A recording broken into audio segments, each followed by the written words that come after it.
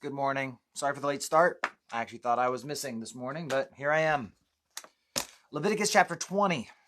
So yesterday we talked about how the law of Moses, here,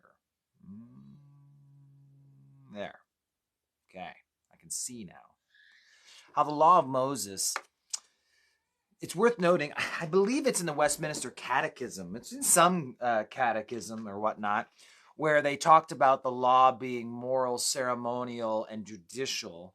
But that's not biblical. And I don't mean it's unbiblical. It's just not biblical, right? There's a difference. Unbiblical is something that goes counter to the Bible. Not biblical is just something that's not in the Bible. And so there is no way to quantify, like, this is this, this is this, this is this. Some I've heard say, and I think it has the greatest intention, it's kind of helpful for understanding, but it's not biblical. When they talk about how, well, God's moral law continues into the New Testament, but the ceremonial law has stopped because of Jesus' sacrifice, and the judicial law doesn't apply because we're not Israel. Like, that makes perfectly logical sense. It's absolutely logical, and it's solid, but it's not biblical. There's nothing in the Bible that says this is ceremonial, this is judicial, this is moral. And sometimes some of the laws you can start to debate, well, is the Sabbath moral or is it ceremonial? It says between me and the children of Israel forever. Now, some places just say you shall keep it, right? Period. But again, like when you've already laid down a context between me and the children of Israel forever, well, now it sounds like the context is between God and the children of Israel. This is a longer introduction than I planned. So the point is that those are helpful understandings. And oftentimes, I would say it's not bad, but it's like the wrong road that kind of ends you up in the right place, if that makes sense. Like, you're not going to get off with that belief. And the guys who came up with that catechism, whether it was the Westminster or not, smart dudes who love the Lord, who are trying to be helpful and make things easier to understand. But I think where they miss the mark again is that still kind of puts us under the law of Moses, to say that the moral law continued into the New Testament. But here is the thing, is that God's moral law is just sheerly based off of what's right and wrong. Tattoos, shaving the sides of your head, wearing a garment that has cotton and spandex, nylon, wool, whatever, right? None of that's really right or wrong. So we can see then why, when we talked yesterday about the overlap between the law of Christ and the law of Moses, how that overlap is on moral issues. Lying will always be wrong. Murder will always be wrong. You're not murdering so that you're different from other people. You're not doing it because it's morally wrong. So again, there's truth to that, but it's not something biblically taught. And so now we're looking, though, at what you could call, so I still make these references to ceremonial or judicial. It's just, it's not something the Bible lays out explicitly. But here are penalties for breaking the law. It's the law of Moses. We're not under the law of Moses, so we're not under these penalties, but we can still learn from it all. It's all still helpful. It's all still useful. And so verse 1 of chapter 20 of Leviticus, the Lord spoke to Moses, saying, again, you should say to the children of Israel, whoever of the children of Israel, the strangers who dwells in Israel, who gives any of his descendants to Molech, he shall surely be put to death. The people shall stone him with stones. Really, we could say abortion, taking your child and sacrificing it, it's a death penalty. There's other places that we've looked at before too, where I think it's Exodus 21, where we see that causing an unborn child to die, to be miscarried and die, was a death penalty. Again, we're not under the law of Moses, but at least the severity of the issues we can glean out of this. Verse 3, I'll set my face against that man, cut him off from his people, because he's given his descendants to Molech, to defile my sanctuary and profane my holy name. If the people of the land should in any way hide their eyes from the man, he who gives some of his descendants to Molech, and they do not kill him, then I'll set my face against that man and against his family, and I'll cut him off from his people, and all who prostitute themselves with him to commit harlotry with Molech. So at this point, it's saying guilt by association. If you don't deal with that issue, you're guilty too. Romans chapter 1, the last verse, which I can't recall what the last verse is, which number it is, but it's they not only approve of such, oh no, they don't only do such things, but approve of those who do them. See, the idea is that this long laundry list in Romans 1, it ends with these people also, it's approving of these things. It's not just doing them, it's approving of them. And so we see again, God doesn't just hate the sins, he hates when we are complacent and approve of them. Verse 6, a person who turns to mediums, familiar spirits, to prostitute himself with them, I will set my face against that person, cut him off his people. Consecrate yourselves, therefore, and be holy, for I am the Lord your God. And so he's saying, stay away from witchcraft. We're talking Ouija boards and tarot cards and palm reading and anything along those lines. He shall keep my statutes and before them, for I am the Lord who sanctifies you. Now, let's see here. For anyone who curses his father or mother shall surely be put to death. He has cursed his father or his mother, his blood shall be upon him. So don't talk back. The man who commits adultery with another man's wife, he commits adultery with his neighbor's wife, the adulterer and the adulteress shall be put to death, both of them. The man who lies with his father's wife and uncovers his father's negatives, he's put to death. Now, it's going to go on the whole no incest thing we've talked about before. And so anyone who sleeps with their daughter-in-law, a male in homosexuality, verse 13, if you lie with a male as you lie with a woman, both of them shall have committed an abomination. They're going to be put to death. If a man marries a woman and her mother, they get put to death, right? If a man mates with an animal, put him to death and the animal. Verse 16, if a woman approaches an animal, same thing. If a man takes his sister, they're going to be cut off from the sight of their people. Verse 18, if a man lies with a woman during her sickness, uncovers her nakedness and exposes her flow, he shall be cut off from their people.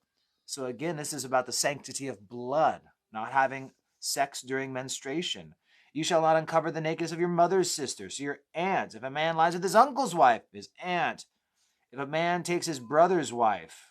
So again, all those different illegal sexual relations, whether it's bestiality, whether it's incest, all of these things. Verse 22, you shall therefore keep all my statutes, my judgments, perform them, that the land where I bring you may not vomit you out.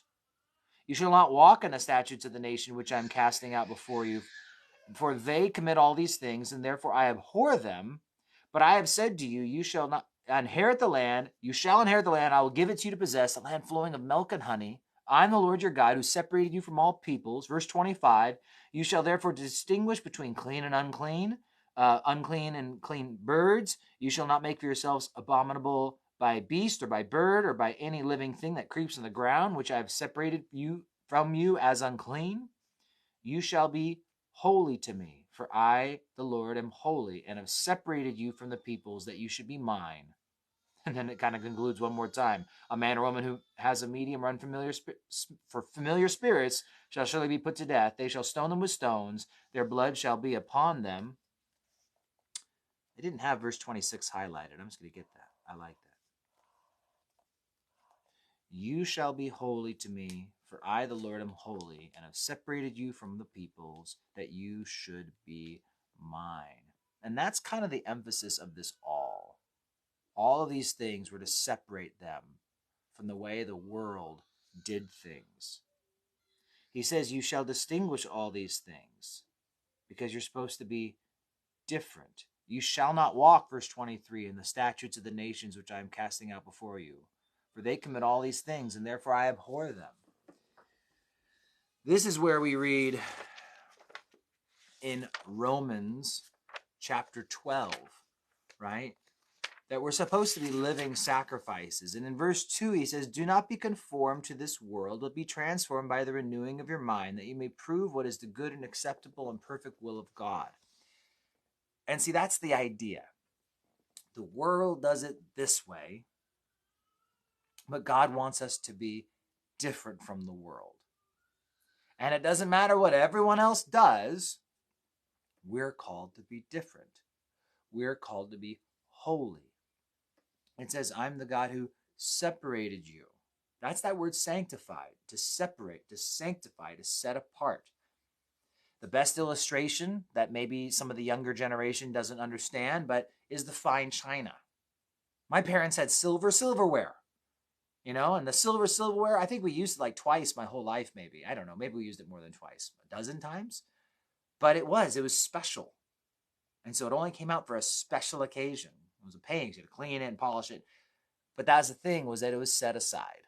It wasn't common. And that's the funny thing, is that the opposite of holy in the Bible, they use the word common. And it doesn't seem like the opposite. It should be like evil. There's holy and there's evil. But it's like, no, it's holy, separated, special, and common. And God doesn't want you to be common. Common means like everything else you see out there. You should be uncommon. In Peter's epistle, he refers it as peculiar or special people. I like KJV, peculiar people. You should be peculiar. You don't need to try to be peculiar. You're not supposed to be weird. You're supposed to be different. And there's a difference. And so just know that, again, what we see going on in the world, we should be different. We should stand out. It doesn't need to be because we dress different, maybe more modest, but it's not because we dress weird, have a funny outfit. It's not because we talk in some weird, King James only language. It's because we're holy and we live holy lives and we're different from other people. You should be different because you have the fruit of the Spirit being manifested in your life.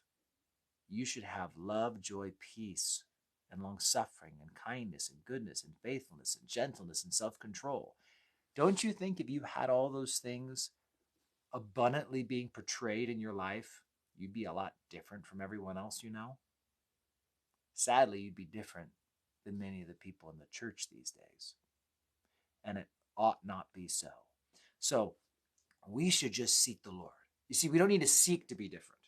In fact, you don't even need to seek or try very hard to not be evil or not be wicked or not be common, because if all you do is just seek the Lord and seek his face, seek his presence, seek his power, all that other stuff will work itself out. You don't need to try to be loving. There's truth to that. Bear with. You don't need to try and be gentle, try and be kind, try and seek the Lord. And all those things should be natural byproducts of just you drawing near to him. You draw close to the Lord, and everything else just flows naturally from you. Focus your efforts on drawing near to him, and you will be holy. We did move quickly through this chapter, and like I said, a lot of it was the penalties. These sins were already mentioned in earlier chapters of Leviticus. Now God's just laying it out. These are death penalty sins, and these are cut them off like excommunication. So if I skimmed over it, you can go back and read. There is the put to death stone, and then these ones are and you'll notice taking his sister, right? Was that one that's a cut off from your people? Things like that. There's things where you're cut off from your people. You guys can't be a part of us if you're living in this sin. And other ones were death penalty. And it just kind of shows the seriousness of the sins in the eyes of God. So, okay. God bless you guys. Priestly regulations tomorrow, it looks like. So, all right. You guys take care, and I will see you then.